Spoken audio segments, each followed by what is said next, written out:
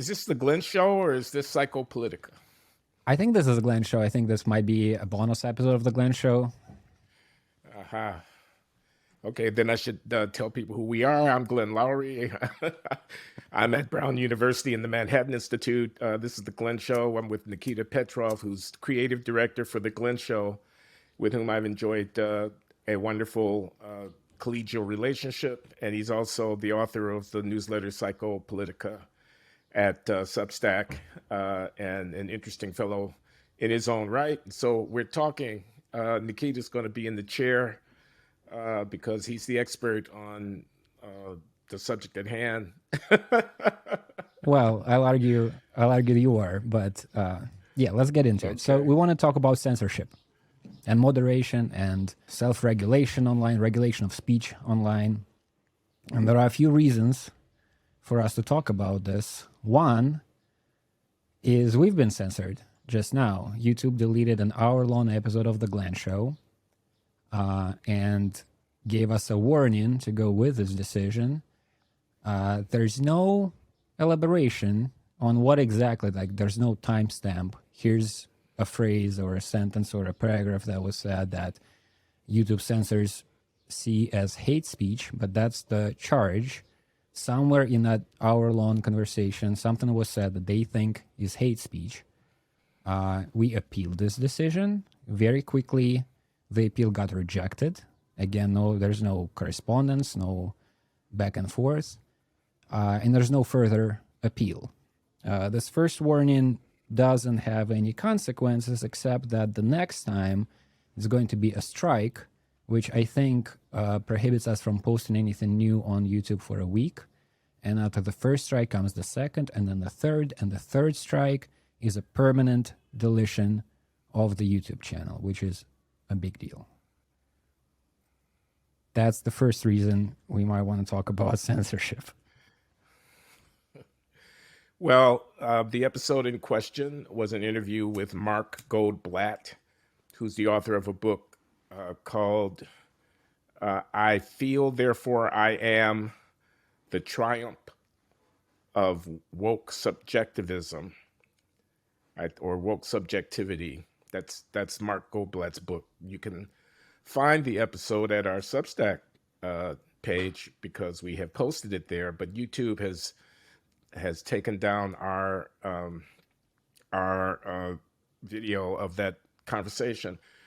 I think I know why. I think I know what they objected to, which is Mark's discussion of transgenderism and his opinion. It's his opinion.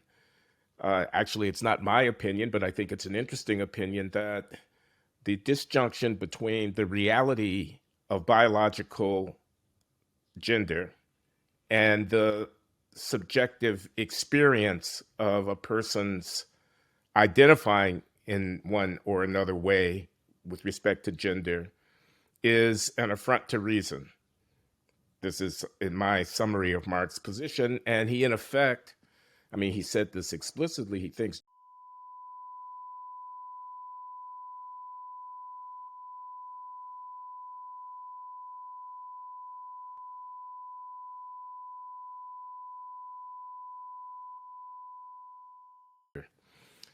that that's a matter of fact, not a matter of opinion or subjective feeling. So he could be right or wrong about that, but it's a view.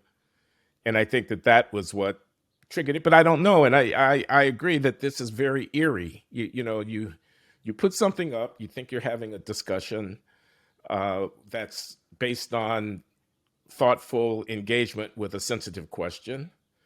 And then the word comes that you've been warned that you violated community standards, that you're fomenting hateful speech that could possibly give license to violence, and you don't know exactly what you did that was supposedly transgressing in this way. You're left to surmise. You're left to have to guess at what the censors are not liking and what they are liking. That's very Orwellian. That feels to me like something out of 1984. So and this business, you've been warned. Yeah.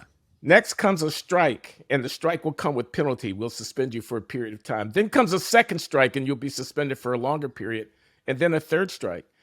And it puts me in this really weird position where I don't know if I go on talking about what has happened, for example, as we've done just now, explaining what Mark Goldblatt thought, which wasn't necessarily my thought, but it was a thought that he voiced in the show, would constitute yet another violation. In which case, I'm moving on this escalator toward being completely removed from being able to post at my YouTube channel, Glenn Loury Show.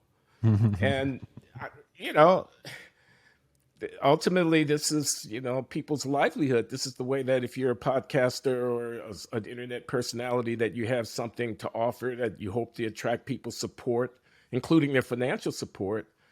And you're using this medium as a way of being in touch with your audience. These censors have the power to take that away from you without having to explain themselves. We appealed. Our appeal is denied. No good reason is given. There's no actual discussion of the substance. It's infuriating and very disquieting. So I said there are a few reasons we want to talk about this. This was the first one. What I hope is we're going to be able to talk about the kind of broader issue of how regulation of speech should be done, if it should be done. And I think one of the reasons for YouTube to function the way it does, that is, there's no back and forth, there's no explanation, etc., or the explanation is very, very minimal, is its scale. It's an incredible amount of content. If it is moderated on the platform level, like they can't possibly be engaged in conversation with everything they delete. And a lot of the things I bet that they delete is really beyond the pay. I mean, somebody can upload a video of sex with a minor. That needs to be deleted. There's a beheading. That needs to be deleted. Then somewhere, you move further from that line, you go into the gray area. Decisions are made. I don't even know, and we don't know how much of these decisions, how many of them are made by humans, how many of them are made by algorithms. But it's a problem. On the YouTube side, it's a challenge, a technical kind of challenge. How do we go about regulating what goes onto our platform and what doesn't? I think the way they're doing it is, I don't like it. Being on the receiving side of this, working on the Glenn show and just being told you're being warned, that's not good. It's not good for us. I think it's not very good for society broadly. But if that's not good, then some other approach should be suggested. And here I come to the second reason we might want to talk about these issues: moderation, censorship, free speech online, which is Substack a few weeks ago, maybe a month and a half ago, unveiled this new feature called Notes. And partly because of its structural differences as compared to what newsletters are on Substack, and partly because people new users came to the platform, came to try this feature out, a debate about these issues began. Because, somebody started posting and started receiving nasty comments, or what they saw as nasty comments, and they called on Substack to clean this up. You don't want this place to become infested with Nazis and racists and whatnot. And other people said, this ain't how Substack works. If you don't like what somebody is saying, block them and move on. And, people are arguing about it, and Substack leadership needs to make decisions, both kind of principal decisions, like how they want to approach this, but also structural, technical decisions, what systems they're going to put in place for this new environment to be thriving and for inquiry and exchange of ideas to proceed in a fashion that everybody would like, or most people would like, or the important people. Like, there are a lot of decisions here. Yeah, before we move on to talking about the problem that Substack faces, I want to just make a couple of remarks about the general issue based on our experience, because I agree that uh, child pornography, and then I suppose there's violence, and you know I can easily invent cases like the ones that you cited, beheading and so on, that I wouldn't want to see freely posted and shared around because of the social damage that I imagine it would do. But an opinion, for example, the opinion that the election of 2020 and the presidential election was illegitimate, I don't see how you justify preventing somebody from saying that. Uh, you're you're imposing. I mean, it could be false. The claim could be false, and then you could have a discussion about why it's false. But it's arguable about around the margins about whether or not this or that incident rises to the level of, I don't think the census should be in charge of that. The claim that a trans woman is actually a man who feels like they're a woman but is not a real woman. I don't understand how you justify keeping somebody from saying that rather than having a argument about why it is that you think that they're wrong. Is it really so self-evidently obvious that that opinion is false? And the censor is then in the position of imposing a resolution of arguable questions on the public as opposed to protecting the public. Uh, I don't know.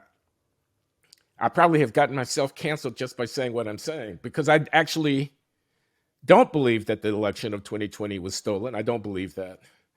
And neither am I, uh, adamant and ideological in my views about trans issues, but I just feel imposed upon to have somebody sitting behind a desk somewhere. Who are these people? Where the hell did they get off telling me what I can think about these questions? That is very, very unsettling.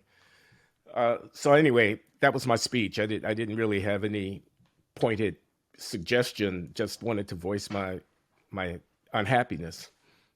I do have a suggestion. We'll get to it.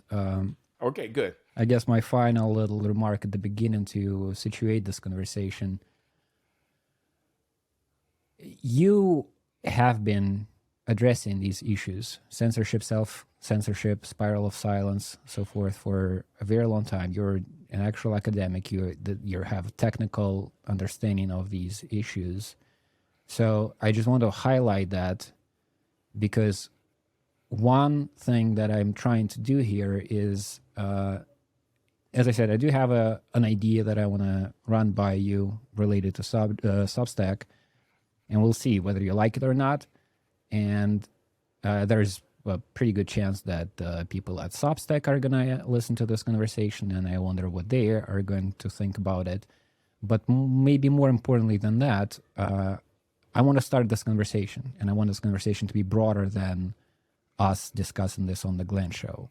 I think we are at a very interesting and kind of rare moment where a new place, a new platform is taking shape, is growing.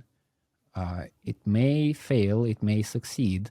I think it has pretty good chances of succeeding spectacularly. And if it does, we want it to be a good place. And I think we would all be in a better position if early on some kind of relationship is established between the authors, the readers, and the owners of the platform, so that it's not this one-sided thing like it is right now on YouTube, where you're just told what it's like. I'm hoping to kind of start this relationship. It's already happening. The Substack team is actually very good at listening to people's feedback, but I want to develop it further, and whatever I or we might have to say in the issue is just one thing. Other people might have other things to say. I just want this to become something that is being discussed continuously and addressed, and the decision making process, I would like to involve the actual people who are using the platform. So that's as a way to situate this. Well, let me just say what my academic credentials are in this respect, which are not many. I'm an economist, not a sociolinguist or not a legal scholar or anything like that in terms of free speech and censorship. Not a philosopher, I'm an economist. But I did write a paper that has become something of a classic. It's published almost 30 years ago, called Self-Censorship in Public Discourse, a Theory of Political Correctness and Related Phenomena. We can link to it. It was published in a sociology journal, a refereed academic journal called Rationality and Society in 1994. And in it, I develop a theoretical framework for understanding the sort of intuitive proposition that there's no such thing as free speech. I mean, you can have the legal right to say something, but you can't indemnify yourself from people reacting to what you've said in ways that might be socially adverse to you. You could be ostracized, you could be thought poorly of. And as a consequence of the fact that when people speak, they are not indemnified against negative reactions to what they say, they, to some degree, take into account and anticipate how people will react to what they say, and they may elect to not say what they really think out of a concern that the consequence of doing so will be to harm them in one way or another, to lead to their being ostracized or being thought of poorly by their fellows. And that's an interesting phenomenon that we see everywhere. No one says everything that they think without regard to anticipating how others will react. And that fact has implications. And the essay that I have mentioned tries to develop in a systematic way some of those implications. One of which I'm keen to emphasize throughout that paper, is that moral argument becomes itself a captive to the virtue signaling that we might engage in. And people don't take chances. People who are uncertain and on the fence about important questions like abortion or affirmative action or gay rights or whatever, Donald Trump or et cetera, that, capitalism,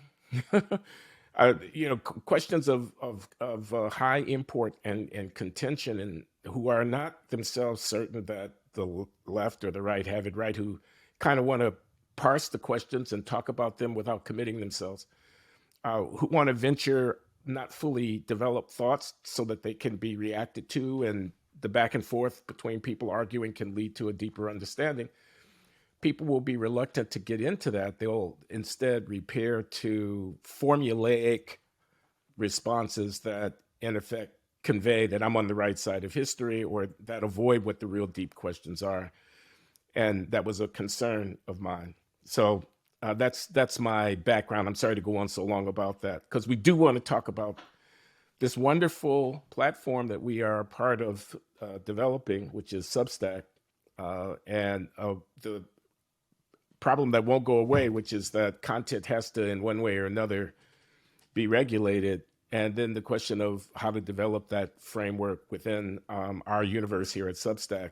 And that's what you are an expert on. Well, I don't know about expert, but I do have ideas. So let's see, how do we start? We talked about YouTube, how it works there. There's Twitter that has recently changed its approach with the change of ownership. It used to have one kind of censorship problem, kind of similar to YouTube, or at least that's what I see as a problem, where certain people were banned because there's a claim that they engage in hate speech or whatever, some kind of generic formulation, and some of it's done algorithmically, and there's not a lot of space for appeal. Now with Musk in power, it seems that it's business interests of Elon Musk that drive certain decisions, like when Substack unveiled Notes, which some people describe as a Twitter clone or a Twitter alternative or competition to Twitter. Musk banned links to Substack for a bit. I think they're back now, but the image is not like pulled into the link. They throttled to some extent. And there was this whole thing with Matt Taibbi, who was a part of the Twitter files situation, and when he saw that links to his Substack, which is his livelihood, were being throttled, he took it to he sent him a text. What's up with this? And Musk said, well, you can post things on Twitter instead. And Matt didn't like that, and he said, I'm done with the platform. I'm moving to Substack. And then we'll get eventually to what Substack is doing now, what it used to do, and the challenge it's facing now, because I think Notes is a bit different from newsletters. But given that there are these different approaches to regulation of speech online, do you want to stake out your position broadly? Like, what do you think should be regulated, and where do you think the limits of this regulation should be? Well, I just kind of hinted at the things that are politically arguable oughtn't to be censored simply because they are on an unpopular side of the argument. I thought on the Twitter files front that the most disquieting disclosures were the involvement of federal agencies, law enforcement and political interest in the decision making at the platform about what accounts would be shadow banned, or what kinds of posts would be flagged for scrutiny, based upon the political interest of the parties involved, and the connection between government and this private platform seemed very disturbing to me. I don't know that it's any better to have commercial interests, such as those that you've alluded to with Elon Musk, being behind the decisions to ban or make it hard to find people at your platform. But I don't have a general response to you. Ask me what's my position. I mean, I'm mainly, predisposed to a let 1,000 flowers bloom position, a very light hand. If I have a comment in the comment section at our Substack that is edgy, as long as it doesn't lapse into explicit racist, misogynistic, homophobic invective, as long as it's not virulently anti-Semitic. Okay, I understand that these things require a definition, and that's the whole question. So what is virulent? What is racist? That's going to be somebody's judgment call at the end of the day, and people are going to disagree about it. But if it just makes someone uncomfortable, if it just challenges some,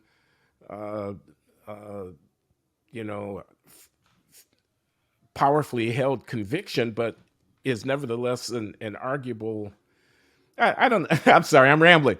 The answer is I don't know. I don't know what to do. I mean, let me give an example. So, what about ridicule? What about a comic who wants to make fun, of people? Is that, and it hurts. It hurts people to see themselves being made fun of. Should that be banned? And what about the interest that I might have as an editor of developing my own brand for my site or my newsletter or whatever, which is a community of people who are talking with each other, and then the well gets poisoned because somebody enters into that conversation and starts saying things that chill the whole discussion, that cause people, I don't want to be a part of this community if this is the way that they're going to talk about the Holocaust or about, civil rights or about gay rights or whatever. This is not a place that I want to be.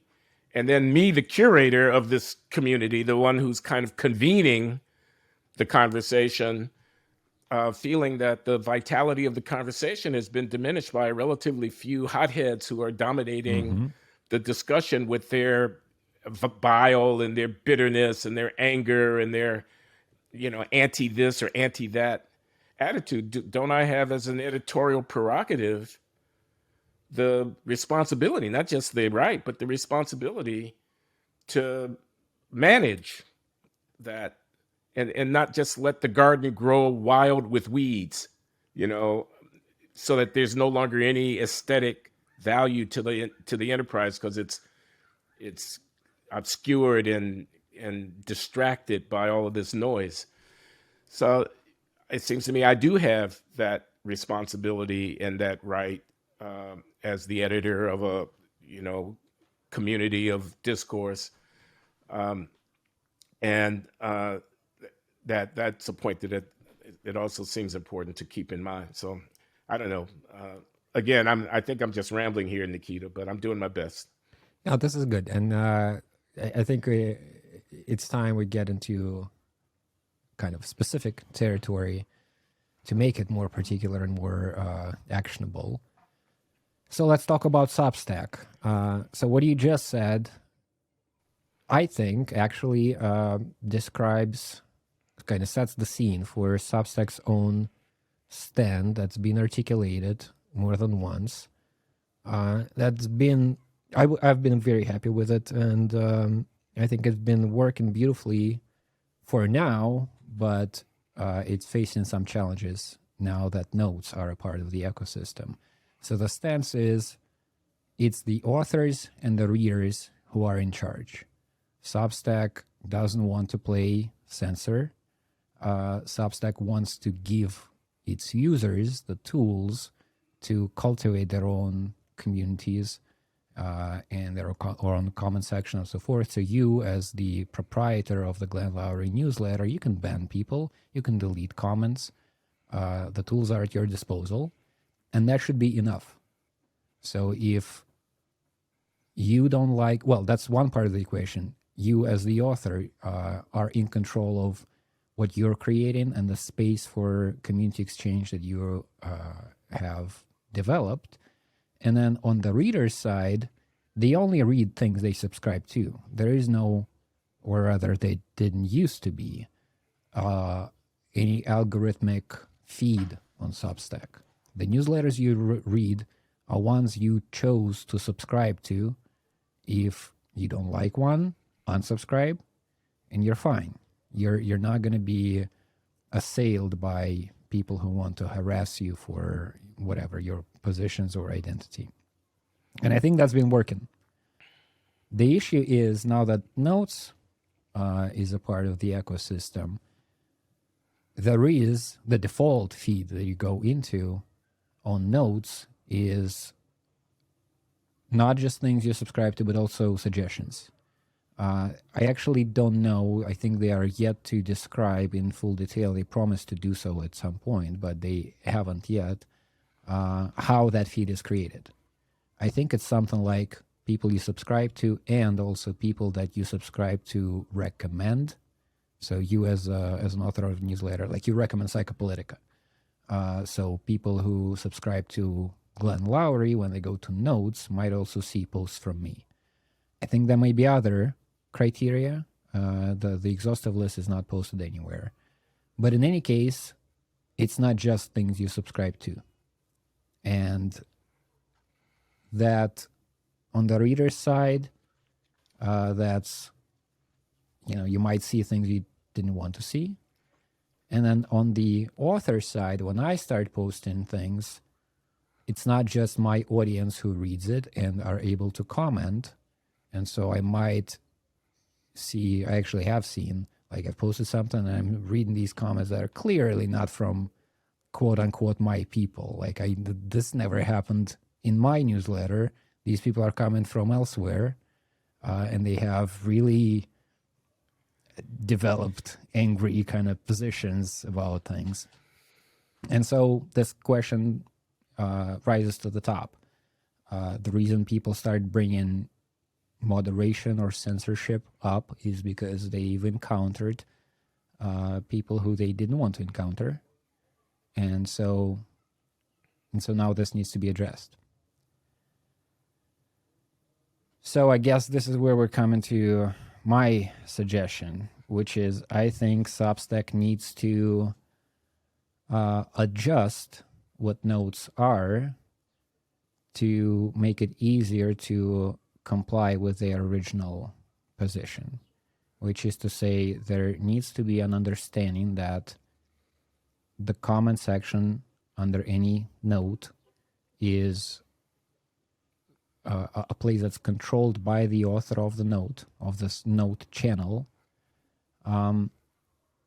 That person needs to have a lot of control. So you should be able to delete comments, you should be able to ban people permanently. And both the readers and authors need to be aware of this. And for them to be aware of this, it needs to be intuitive. So I don't want to get too technical. There are some like interface changes I might suggest for this to become like more evident. Like this is not just a shared space for everybody.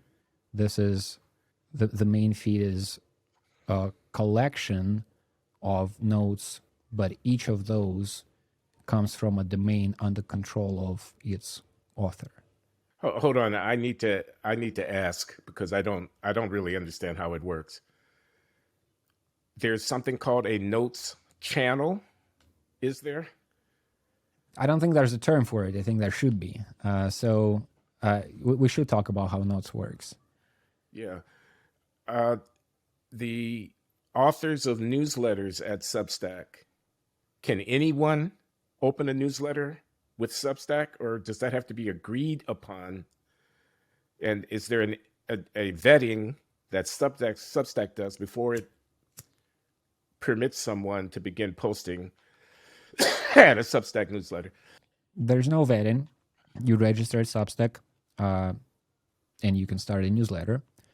And now you can also, if you have a newsletter, you can also start posting these notes. Newsletters go into people's email inboxes. Notes don't. In order for you to start reading these notes, you need to go either in an appropriate place on the app or on the web. You go to substack.com, and one of the tabs is notes. And what you see on this homepage of the notes tab at first, the thing you see by default, is a tab called home, which shows you notes from what I just tried to describe. It's notes from authors of newsletters that you subscribe to, plus this other stuff that Substack thinks you might be interested in. And then there is a tab that's called subscribed, which means just the people you subscribe to, plus I think notes that people you subscribe to responded to. So if I'm not reading, let's say, Andrew Sullivan, but you have responded to one of his notes, I'll see that particular note. And then they recently added something that I really actually like, a tab called My Subscribers. That is, if you have a newsletter and you go to that tab, you'll see notes written by people who read your newsletter. So it's a window into your audience for a newsletter author. Okay, so anyone who subscribes to a newsletter is free to post a note at that newsletter's notes channel? No. You, as the author of the newsletter, you're the one who have access to that. I'm the only one who can post a note, but people can comment on notes that I post? Anybody can write a note. The question is who's going to see that note. Okay. So if people subscribe to that person, they'll see that note. If people subscribe to somebody who recommends that person, they'll see that note. And then there's this reversal thing going on where if you have a newsletter, you have a separate tab for notes written by your subscribers. Other people are not going to see that collection. Okay. I reveal my ignorance. I have not been spending enough time with the notes tab. This is a new place. I think even people who do spend a lot of time there, are still not sure how it actually exactly that it functions. And even if they are sure, they're not going to be in a couple of months because it's going to change. It's been changing. So what is Musk afraid of? He says in the Taibbi conflict that Notes could kill Twitter. Do I get that right? Yeah, I don't know if he believes it really can kill Twitter, but he sees it as competition. And he thinks he has no obligation to anybody to allow his competition to use his platform to promote themselves. Okay. So that's my broad point. That because right now Notes is, it's hard to say right away how exactly this default feed is generated. You might encounter things you don't want to encounter. It raises these issues. I think the general kind of step here is to make it clear that this is not quite the town square. This is something like the town square where people do come together through these algorithms, but ultimately every node is a part of a feed that's under control of the person who created it, and all participants should be aware of that. And it's interesting you said that not only you have the right to maintain your community, you also have the responsibility. I think this needs to be kind of central. The users should be encouraged to think about the space that they create as their domain. If there's stuff going on there that's bad, it's in their right and responsibility to cultivate this, to weed out the people they don't want to see that, or ideas or positions or statements that they see as dangerous. As distinct from Substack's responsibility. Exactly. So up until now, this has been the position of Substack. The censorship is probably not the word they would use. Moderation does not happen at the level of the platform, or rather it does in these clear-cut cases. Pornography is not allowed. I'm sure there are other things that are not, calls to violence or something. So there are specific things that pretty much everybody would agree upon, like this. We don't want this to be part of the public conversation, and Substack is going to take care of that. But other than that, it's on the users, on the readers and the authors to curate their experience and to cultivate the space that they are creating for themselves and their communities. So that, I think, should just be, well, let me say one technical thing so that we're not just talking in circles. I think one step towards that would be to, in the interface, when I go to the homepage of Notes, I want to see a list of people I subscribe to, and be that in the center, and be able to click on a particular author and see all of their notes there, so that I understand intuitively, like I don't have to have conversations about it. Just by going to this page, I see that this is stuff that I've subscribed to. This is, if I don't like something, I click unsubscribe. It doesn't all get into the same bucket where I'm starting to get confused what I'm seeing, what I'm not seeing. I should feel, as a user, as the reader, I should feel complete control over my experience.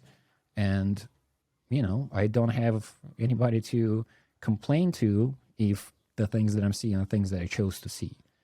So I want to, myself and then every other users to feel that control over their reading experience a little stronger than it is now.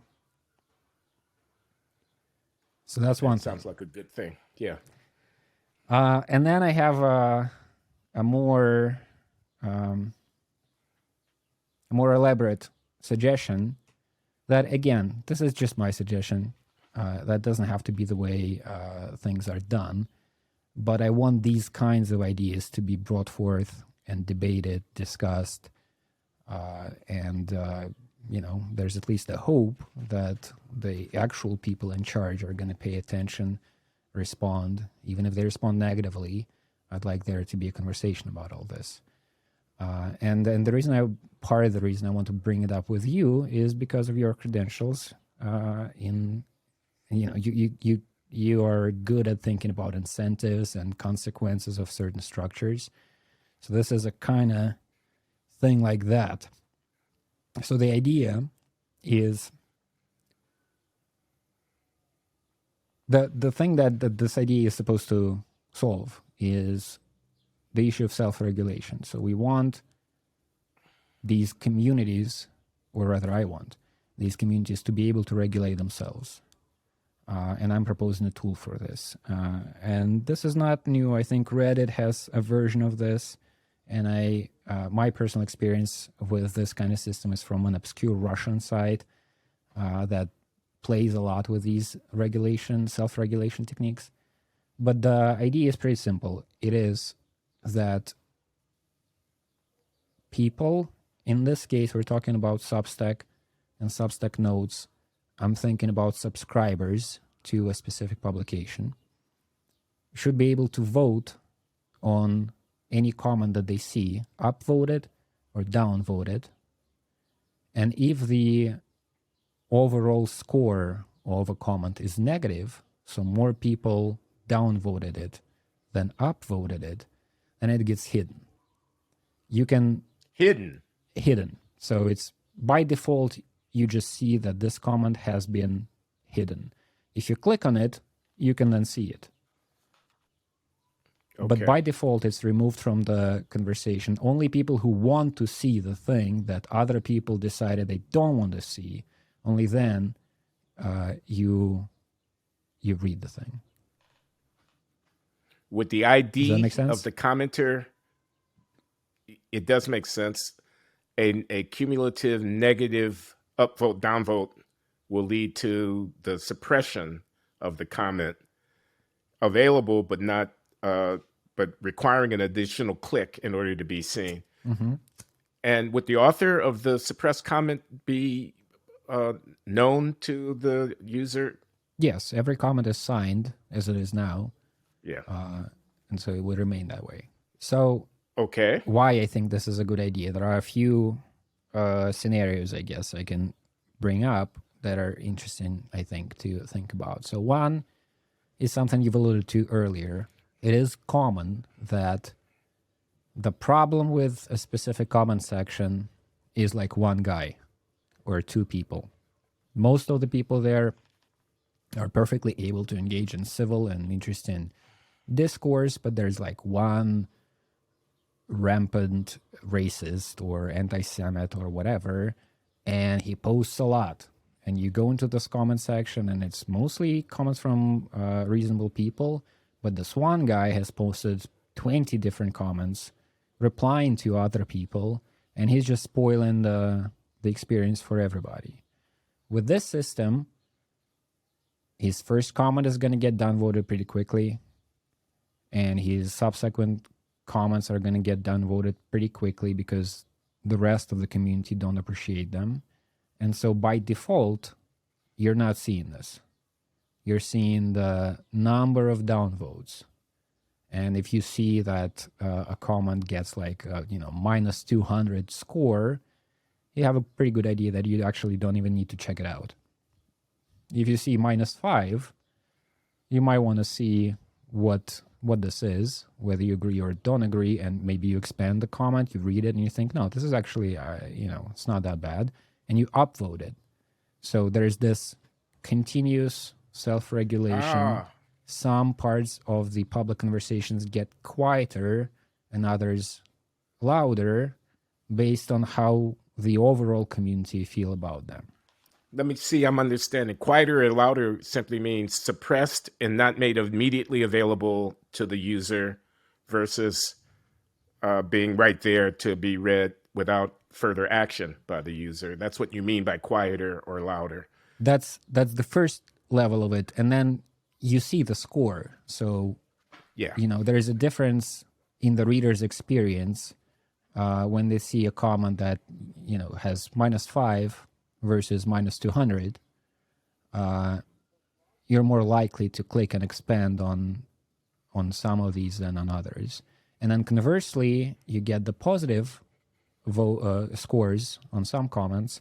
And as you're scrolling through a long feed of comments, you might kind of skim through the ones that have 0 or +5, -5. But when you see a plus 150, you might pick that one out to pay more attention to. So the entire conversation gets, enters this kind of spectrum of, this is something people here in this community approve of. This is something they don't approve of. You're not worried about herding effects where the fact of a large number of upvotes has a kind of momentum that generates more upvotes, and we end up with popularity contests that, if I say, I know we're a community of people who hate Donald Trump, and I say the most, vicious kind of takedown of Donald Trump, he's an idiot, he's an imbecile, whatever, and a lot of people like the fact that we're all on the same side here, and we end up with that kind of talk getting more reward. So my comment now is oriented toward provoking upvotes by appealing to what I take to be the common sensibility of the readership, and So did anything I say makes sense? The concern I have about popularity contests, yeah. Absolutely. So this is definitely this is part of the reason I think, I've made suggestions to Substack over the years, and some of them did materialize, and I can be sure that this is because I made that suggestion, because the ones that did materialize were the more kind of straightforward, simple ones, and maybe they're just thinking along the same lines as I do. I don't expect this one to be enacted, because there are a lot of these things to think through. It's not obvious that this is a good solution. That's what I'm saying, why I'm saying that I want to have a conversation about this. So on the issue that you're bringing up, I think this is where this bit about culture of particular communities and your role as the gardener of your community comes into. There will be communities like the ones you've described, an echo chamber. This is where the Trump haters go, and everybody is in agreement, and anything that is not in line with how this little community thinks is going to be downvoted. And I think that's okay. If that's what you want to have as a creator of a space online, why shouldn't you have this? There will be, I think, or rather there can be, and I would encourage authors to take that up as a challenge and a responsibility, other kinds of communities where other kinds of culture is encouraged and developed. And one example of a dynamic of such a culture that I would be more interested in than an echo chamber is one where this system I'm proposing encourages public debate. So this, again, I'm basing this on some communities that I've been a part of where I've seen this in action. This kind of system is in place, and I've seen it work in this way. And the way is this. So you, let's say, post something, the conversation with Amy Wax. There's a lot of controversial things that are said.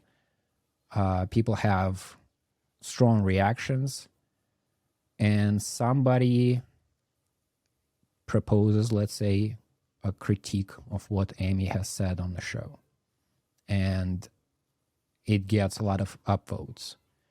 Then this starts a thread, and one of the comments to that original comment is a critique of the critique that actually has merit. And so even though the first comment gets a lot of upvotes, you can see that, it's like people clapping. You're talking, think about, have you seen these videos of debates in the British Parliament? I have. You know what I'm talking about? There's like a guy's talking, there's booing, there's clapping. Yeah. This is supposed to be a part of how this conversation happens. There's a constant reaction from the people who are not currently engaged in this conversation. It's people saying amen, it's people saying boo. And so somebody writes a comment that gets a lot of upvotes, it provokes responses. Some of those don't get a lot of attention. One of those gets also a lot of upvotes. Now you have something interesting. Now you have an exchange of ideas, a debate, where you immediately see how popular each retort is with this community. And like in my experience, I said that there's this obscure Russian website that I've been a member of for I don't know how long, many, many years. And I remember being a teenager online, first engaging in these debates. And I remember that this system taught me a lot. Like, I liked to argue, but I also like to, my arguments to get claps. And so that made me learn how to formulate my argument in such a way that I'm not just talking to this one person I'm arguing with. I'm also aware that there's a group of people standing around us listening to it. And even if they don't agree with me at first, like that, this is the most interesting arguments to have. The first comment gets a lot of upvotes. You see that, okay, everybody's on the same page. This guy said something that I disagree with. Now I have an opportunity and a challenge to argue with what's popular and win the audience over. Now, this is not going to happen, like this kind of culture of debate is not going to happen completely on its own. It's dependent on a particular community, how people talk here. There's some of it is just example. If you as the author of the newsletter that everybody came here to read, and some of the people came here to read for money, your voice carries a lot of weight for them. If you are able to engage in this kind of exchange in the comments and they see like this is how it's done, then more people are going to try to emulate this. And so you can model public conversation, how a debate should be done, and your audience can kind of rise towards that. Again, there will be other people who are not going to be interested in this at all, and they're just going to be preaching to the choir. And I think that's fine too, as long as, this is the first part of my suggestion, it's clear that these are different communities that get connected in a kind of network of communities through these algorithms or whatever. I actually prefer, very simple and straightforward algorithms that, no AI involved. Everybody knows how exactly the general feed is created. But there will be ways to kind of cross-pollinate. But I think this sense of ownership of your space and the tools for you and your audience to keep shaping this space is what's interesting, is what can be really powerful and can lead to a lot of emergent qualities that I would be really interested in seeing. What's the connection, I'm just curious, between Notes as a vehicle for this kind of back and forth and the comments that are already available to people who look at a post that are Substack and who want to comment on the post and comment on each other's comments? So the way it is now, if I understand it correctly, first you might post a note that is not featured in your newsletter at all. So that's a separate kind of place. Secondly, you might publish an issue of your newsletter and repost it as a note, in which case the comments that are left on the issue of the newsletter and the comments that are left on the note that is the repost of your newsletter, they end up in the same place. So that's actually very interesting. And I haven't made up my mind on this. At first I really liked it because there is this notes gives somebody like me, at least with not a huge audience, more exposure. Like I can see there are new people coming in. And it's nice to have, so it feels like my audience got bigger. I got my people commenting and I got these newcomers in the same place.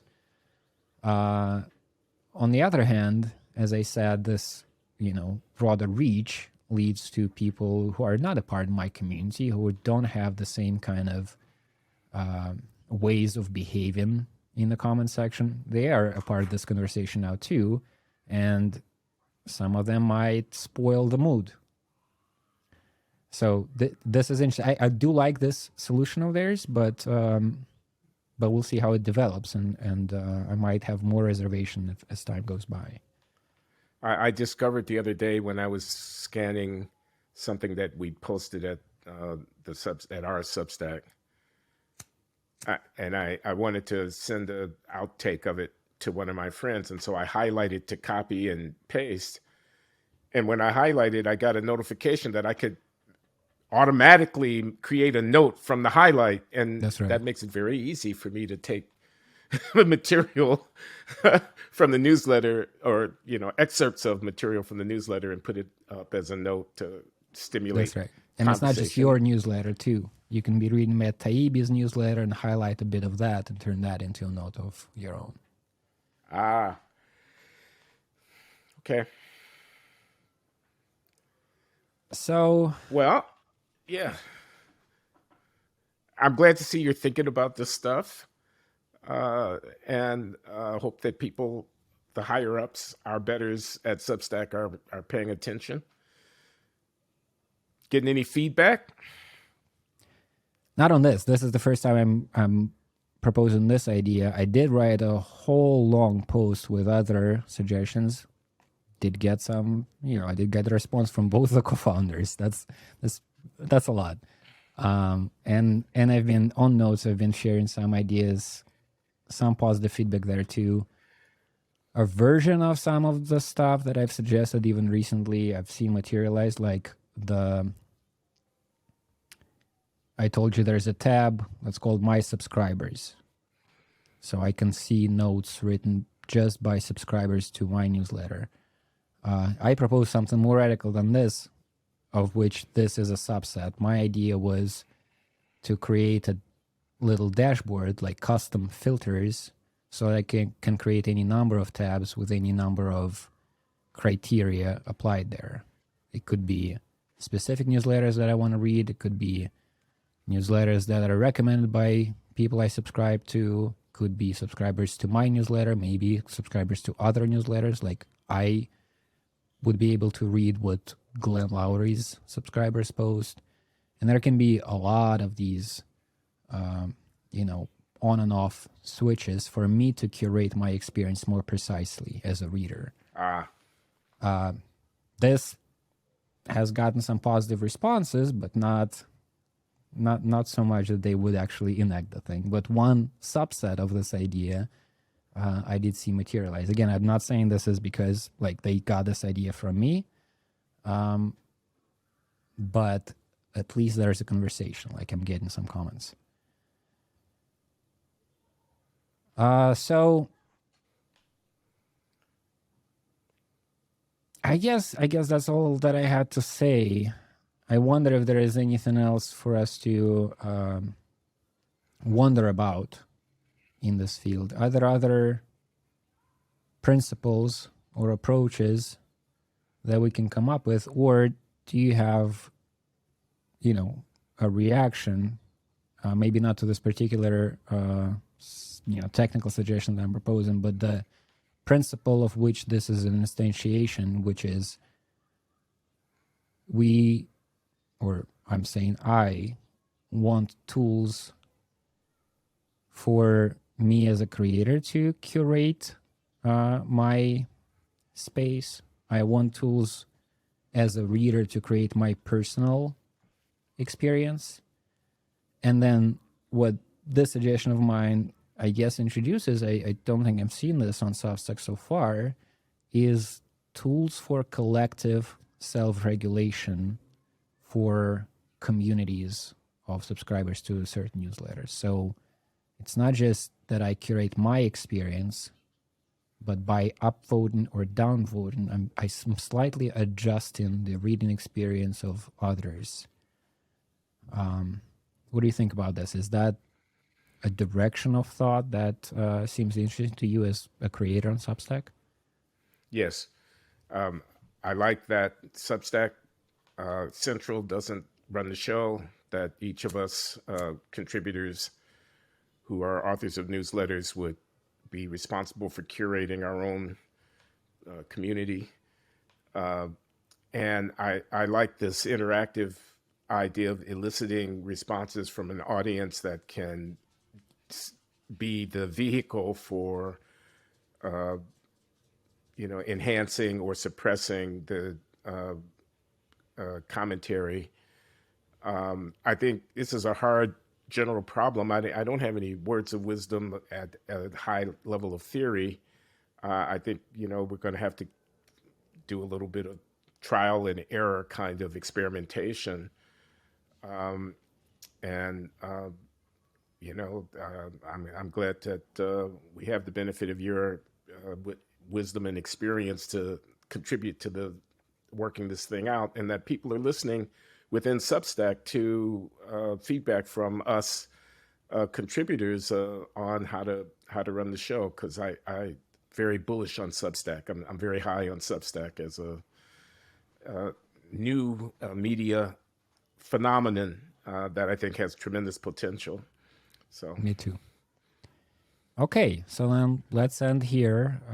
As I said, my thing here is not like my particular ideas is what I want to be materialized. Of course I do, but yeah, more importantly, I want to start this conversation. I want like other newsletter writers, podcasters on Substack to start having these conversations, and hopefully see Substack team and Substack leadership to weigh in on those, and maybe ideas will emerge that will actually make it into the product. So that's the pitch here. That's what I'm trying to do here. Okay. Well, glad to be talking with you about it. We'll